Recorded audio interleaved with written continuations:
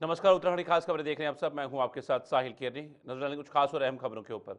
उत्तराखंड में जिला पंचायत अध्यक्ष और ब्लॉक प्रमुखों के चुनाव के लिए मतदान हुआ। मतदान सुबह 10 बजे शुरू हुआ जो कि दोपहर 3 बजे तक चला। मतदान संपन्न होने के बाद आज ही वोटों की गिनती भी होगी। ऐसी उम्मीद है कि जिला पंचायत अध्यक्ष और ब्लॉक प्रमुख के पदों के नतीजे भी आज शाम या देर शाम तक घोषित हो जाएंगे। उत्तराखंड के हरिद्वार जिले को छोड़कर शेष 12 जिलों में पंचायत चुनाव हुए हैं। बीजेपी पहले ही 5 जिलों में जिला पंचायत अध्यक्ष के पद निर्विरोध जीत चुकी है। इसी तरह 17 ब्लॉक प्रमुख भी बीजेपी के निर्विरोध बन चुके हैं। ब्लॉक प्रमुख के कुल 84 पद हैं। मतदान एवं मतगणना स्थल से 100 मीटर के अंदर प्रत्याशी, निर्वाचन कर्मी और अधिकृत अधिकारियों को छोड़कर कोई प्रवेश नहीं कर सकेगा। बताते चले कि उत्तराखंड त्रिस्तरीय पंचायत चुनाव 2 चरणों में हुए थे। पहली वोटिंग 24 जुलाई को हुई थी और दूसरे चरण की वोटिंग 28 जुलाई को संपन्न हुई थी। 31 जुलाई को मतगणना इसकी हुई थी।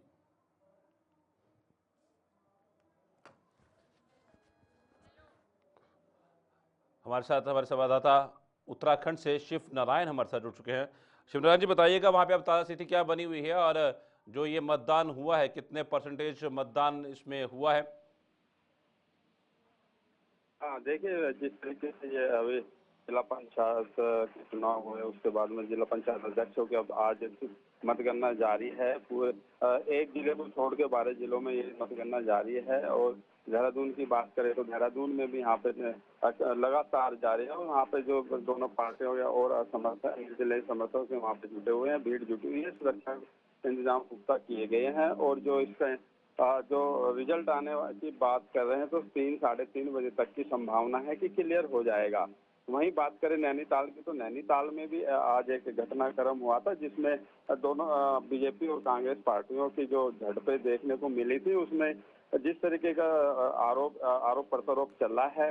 वहीं कांग्रेस के जो प्रदेश अध्यक्ष उन्होंने कहा कि बीजेपी वाले गुंडागर्दी कर रहे हैं और हमारे जो पूर्व लीडर हैं या विधायक हैं उनके गले तक पकड़े गए हैं। चाहे यशपाल आर्य की बात कर लीजिए या पूर्व विधायक संजीव आर्य की बात कर लिए या भुवन कंडूरी की बात कर ले, कंडारे उनकी बात कर लीजिए। कई नेताओं के उनको गला पकड़ने की बात उन्होंने सामने रखी है। वहीं उसका जो प्रदेश अध्यक्ष बीजेपी के हैं वो भी कह रहे हैं कि कांग्रेस शांतिपूर्ण चल रहे मतगणनाओं को अशांति फैलाने का काम कर रही है, प्रयास कर रही है। ऐसा हरगिज बर्दाश्त नहीं किया जाएगा। जी। अच्छा, इस पूरे घटनाक्रम के बाद नैनीताल में जो घटनाक्रम पेश आया था उसके बाद कोई कार्रवाई अमल में लाई गई है? कोई ठोस कार्रवाई हुई वहां पर? हाँ, वहाँ पर कार्रवाई जो वहाँ पर पुलिस प्रशासन है उनके कांग्रेस का कहना है कि वहाँ पे जो हाई कोर्ट के जो जज हैं उनके देख रेख में जब डीएम और एसएसपी से तलब किया गया, उनको कहा गया कि जो ये वोटिंग है वो किसी के देख रेख में की जाए और सुरक्षा व्यवस्था के बीच में की जाए जिससे कि शांतिपूर्ण जो मतगणना है वो हो चुके हैं। जी। अच्छा, ये भी आपसे जानेंगे कि वहां पर जिस तरह से अभी जब जिस तरीके से अब वहां पर वोटिंग की गिनती शुरू होगी तो किसका पलड़ा भारी लग रहा है? क्या आज शाम तक जो है इसके नतीजे घोषित कर दिए जाएंगे?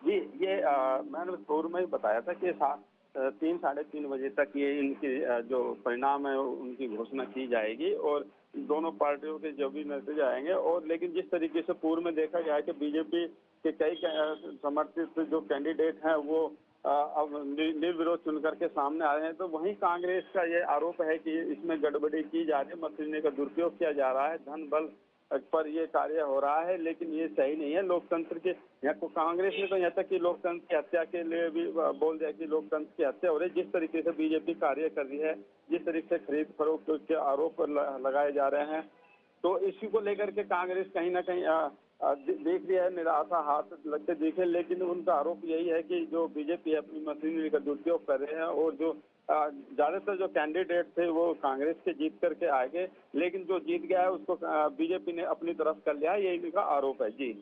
धन्यवाद शिव नारायण जी, पूरी जानकारी साझा। ठीक है, आप बने रहिए हमारे साथ। अगली खबर के लिए भी बढ़ते हैं आगे। नैनीताल में जिला पंचायत अध्यक्ष के चुनाव के दिन आज उस समय हंगामा हो गया जब कांग्रेस पार्टी ने भारतीय जनता पार्टी पर नेता प्रतिपक्ष समेत तमाम कांग्रेस नेताओं से मारपीट कर जिला पंचायत सदस्यों का अपहरण करने का खुला आरोप लगाया। कांग्रेस कार्यकर्ता ने जबरदस्त प्रदर्शन करते हुए तमाम उक्त जिला पंचायत सदस्यों के अपहरण से संबंधित वीडियो सोशल मीडिया में डालकर उक्त कार्रवाई की निंदा की। भारी बरसात के बीच भीगते हुए कांग्रेस नेताओं के प्रदर्शन की वीडियो देखी जा सकती है।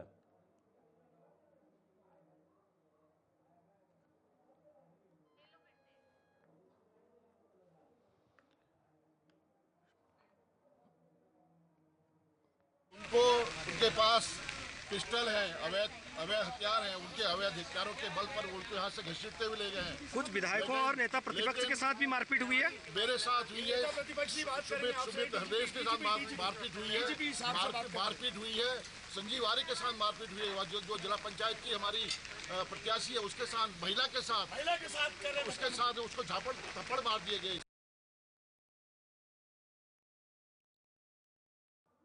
और करते शिव नारायण हमारे साथ संवाददाता उत्तराखंड से जुड़े हुए हैं। ये साफ तौर पर वहाँ के जो वीडियो सामने आए वहाँ की हालत बयां कर रही है, तो ये किस तरह की कार्रवाई वहाँ पर अब की गई और क्या लगता है कि किस पक्ष की बात सुनी जाएगी और क्या सही है इसमें?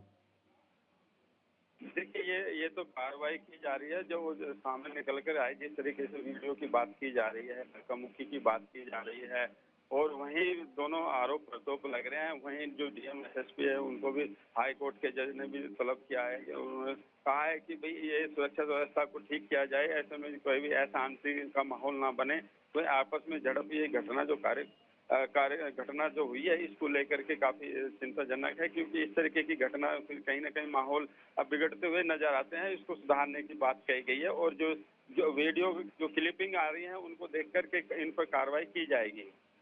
अच्छा, ये भी समझें कि जिस तरह से साफ तौर पर कांग्रेस जो है बीजेपी पे हमलावर है, वो लगातार आरोप लगा रही है कि पंचायत सदस्यों को जो है वो उनका अपहरण किया जा रहा है, उनको बहलाया फुसलाया जा रहा है, तो ये बातें कहाँ तक सच हैं? हाँ, यही कांग्रेस के कई प्रकरण ऐसे हुए हैं कि जो कैंडिडेट पहले से कांग्रेस के समर्थित में थे, लेकिन बाद में जैसे ही वो जीत जाते हैं उसके बाद में तुरंत ही वो बीजेपी अपने पाले में कर लेती है। इस तरीके की कई प्रक्रिया देखने को मिली है पूरे प्रदेश के अंदर। तो कहीं ना कांग्रेस इसलिए ही आरोप लगा रही है कि बीजेपी अपने धन बल और सरकारी मशीनरी का प्रयोग कर रही है, जिसकी वजह से कांग्रेस के जो जीते कैंडिडेट हैं उनको भी अपनी तरफ करने की पूरी कोशिश की जा रही है और पलड़ा भारी दोनों के बराबर लग रहा है। लेकिन कहीं ना कहीं कांग्रेस ने भी बढ़त बनाई है। ये देखने वाली बात है कि ये जो चुनाव है, ये चुनाव 2027 को कहीं ना कहीं इफेक्ट करेंगे। इनका जो परिणाम जिसे भी घोषित होगा तो इसमें कहीं ना कहीं फर्क जो 2027 के विधानसभाओं पर भी पड़ता नजर आएगा। जी धन्यवाद शिवनारायण जी पूरी जानकारी साझा करने के लिए। नैनीताल जिला पंचायत अध्यक्ष चुनाव के दौरान भाजपा पर सदस्यों के अपहरण के आरोप के बाद कांग्रेस प्रदेश अध्यक्ष करण मेहरा ने गंभीर आरोप लगाए। उन्होंने कहा कि पुलिस की मौजूदगी में भाजपा के लोगों ने नेता प्रतिपक्ष और स्थानीय विधायक के साथ मारपीट की और जिला पंचायत सदस्यों को अपहरण करने का प्रयास किया।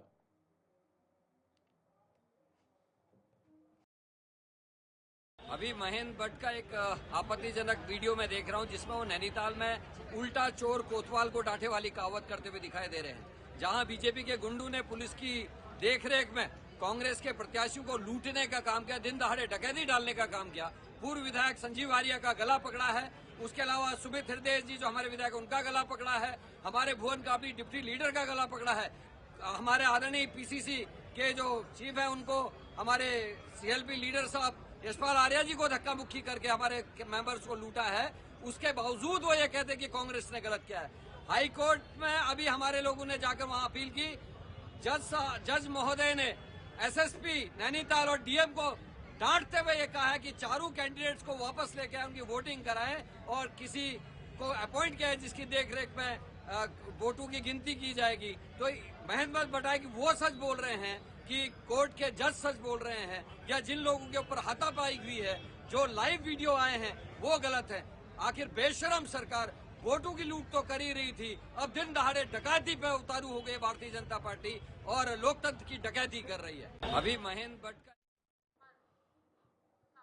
कांग्रेस के आरोपों पर भाजपा के प्रदेश अध्यक्ष महेंद्र भट्ट पलटवार करते हुए कहा कि कांग्रेस नैनीताल में शांतिपूर्ण मतदान में व्यवधान उत्पन्न करने के लिए उग्र वातावरण बनाना चाहती है और इसका नज़ारा आज जिला पंचायत अध्यक्ष के चुनाव के दौरान दिख गया। उन्होंने घटना की कड़ी भर्त्सना करते हुए कहा कि भाजपा कार्यकर्ताओं के साथ मारपीट की गई और गुंडागर्दी की गई। नेता प्रतिपक्ष और वहां के विधायक ऐसा वातावरण बना रहे थे, उन्हें जवाब देना चाहिए। आखिरकार उनके हाथ में 15 निर्वाचित सदस्यों के प्रमाण पत्र कैसे आए, क्योंकि वे मतदाताओं के हाथ रहने चाहिए थे।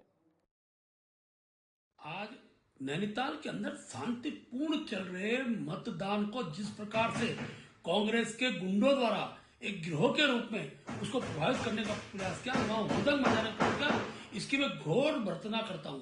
और मैं पूछना चाहता हूं कांग्रेस नेता को, नेता प्रतिपक्ष वहां के विधायक किस प्रकार से क्या माहौल बनाने में उन्होंने वहां काम किया है।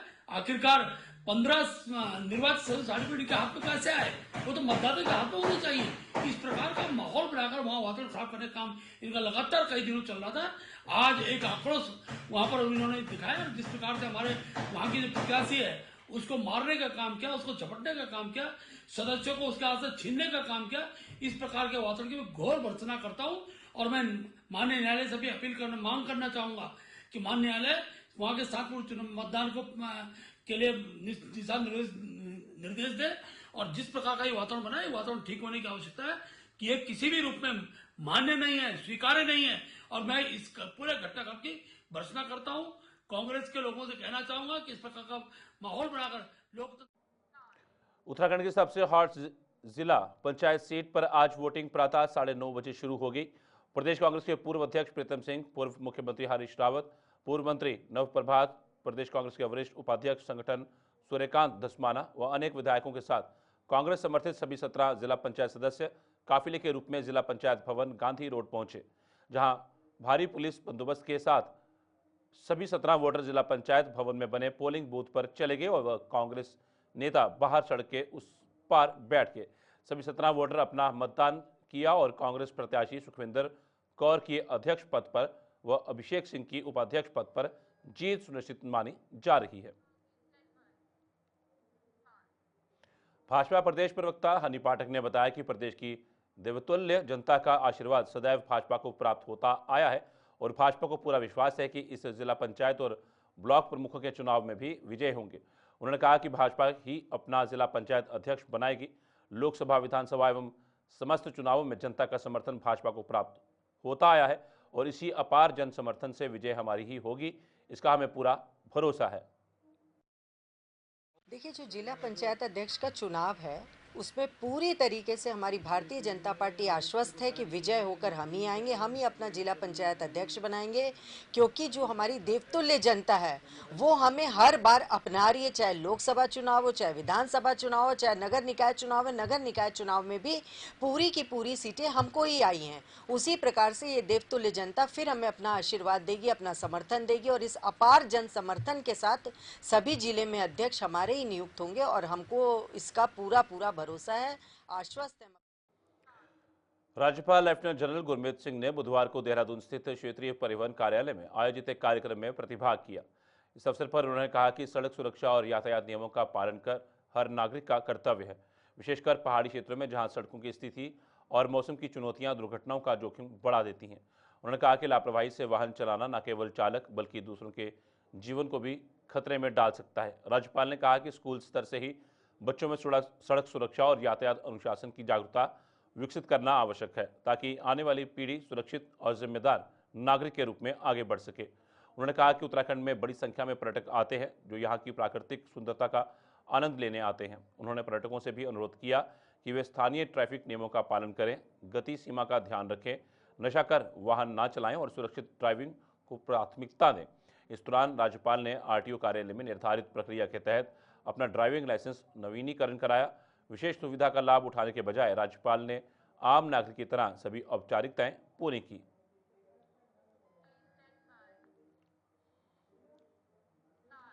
उन्नीस अगस्त से उत्तराखंड की ग्रीष्मकालीन राजधानी गैरसैंण के भराड़ीसैंण में मानसून सत्र शुरू होने जा रहा है। मानसून सत्र से पहले धामी सरकार ने बड़ा फैसला लिया है। सरकार ने कैबिनेट मंत्री सुबोध उनियाल को संसदीय कार्य मंत्री की जिम्मेदारी दी है। पूर्व कैबिनेट मंत्री प्रेमचंद अग्रवाल के इस्तीफे के बाद से ही संसदीय कार्य मंत्री का पद खाली चल रहा था।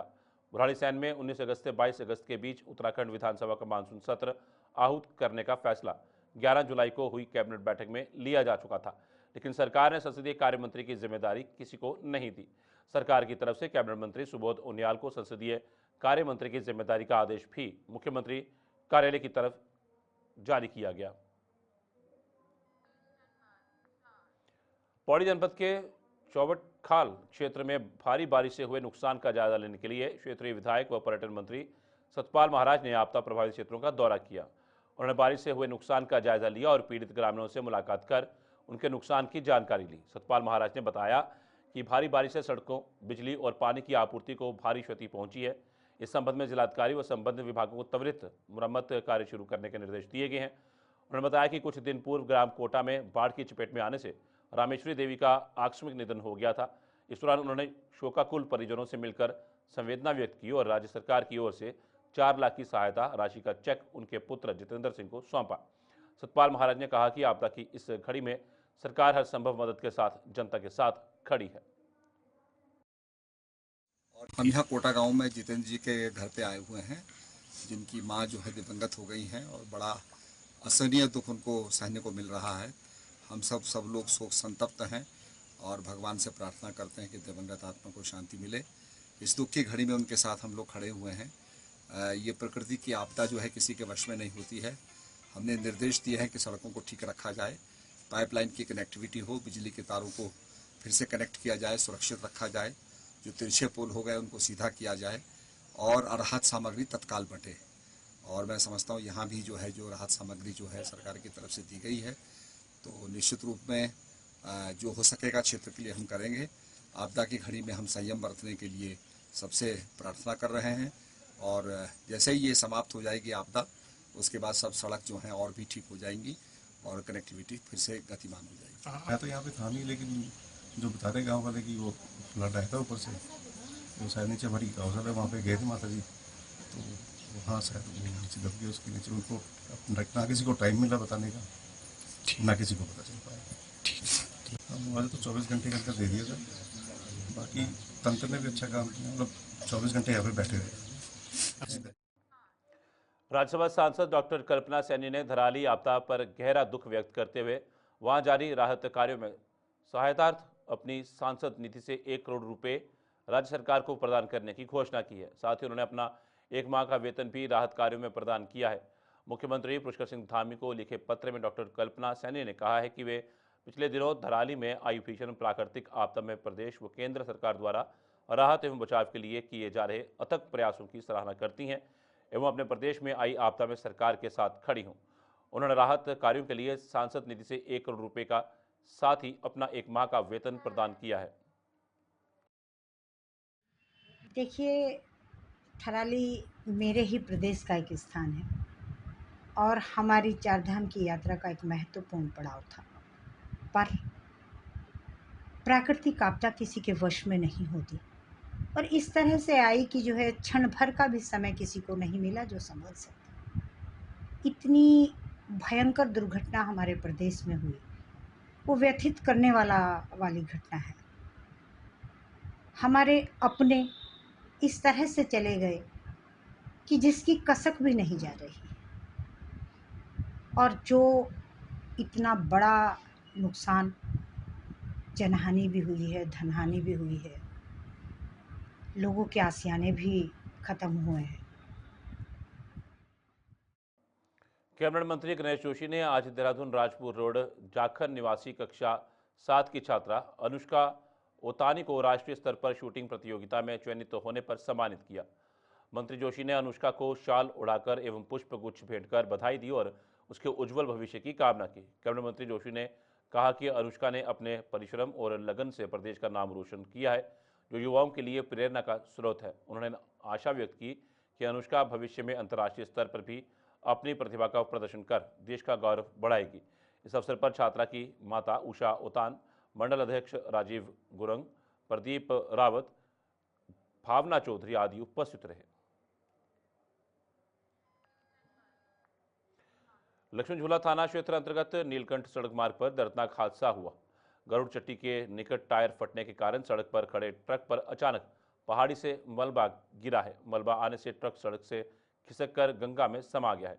पंचर जोड़ रहे 2 युवक भी लापता है, जबकि 2 युवक भी घायल हुए हैं, जिन्हें लक्ष्मण झूला के प्राथमिक अस्पताल में उपचार के लिए भेजा गया है, जहां से उन्हें एम्स ऋषि के लिए रेफर कर दिया गया। लक्ष्मण झूला थाना प्रभारी संतोष पैथवाल ने बताया कि घटना के दौरान 45 वर्षीय बंगलोर निवासी मुसिर और 32 वर्षीय सुल्तानपुर निवासी अजीत लापता हो गए। आशंका जताई जा रही है कि ट्रक के साथ मुसिर और अजीत भी गंगा में समा गए हैं। भाजपा के मुछवारा प्रकोष्ठ ने विगत दिनों ग्वालापार क्षेत्र में हुए अमित मौर्य हत्याकांड में इंसाफ मांग रहे परिजनों पर लाठीचार्ज करने वाले पुलिस अधिकारियों को बर्खास्त करने की मांग की है। इस मांग को लेकर हल्द्वानी में भाजपा के मुछवारा प्रकोष्ठ के प्रदेश अध्यक्ष महेंद्र कश्यप ने उपजिलाधिकारी के माध्यम से मुख्यमंत्री को ज्ञापन दिया। इसके अलावा भाजपा नेता और कार्यकर्ताओं ने कहा कि पुलिस ने पूरे मामले में खुलासा ठीक तरीके से नहीं किया है और परिजन आज भी सीबीआई जांच की मांग को लेकर आंदोलन कर रहे हैं। देखिए 4 तारीख को जो गोलापार में एक बच्चे की जघन्य हत्या की गई और उसका बड़ा दुखद है कि उसके सारे अंग अलग कर दिए गए थे। उसके विषय में आज हम एसडीएम साहब को ज्ञापन देने आए हैं, क्योंकि उसमें क्या है, हमारी मांग है कि उसमें जो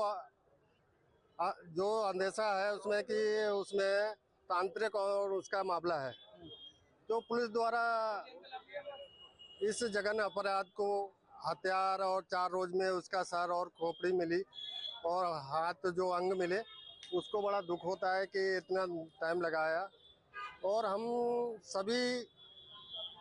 नहीं और सभी पूरा समाज और पूरा हमारा गोलापार क्षेत्र और सारी इस कांड से बहुत दुखी है।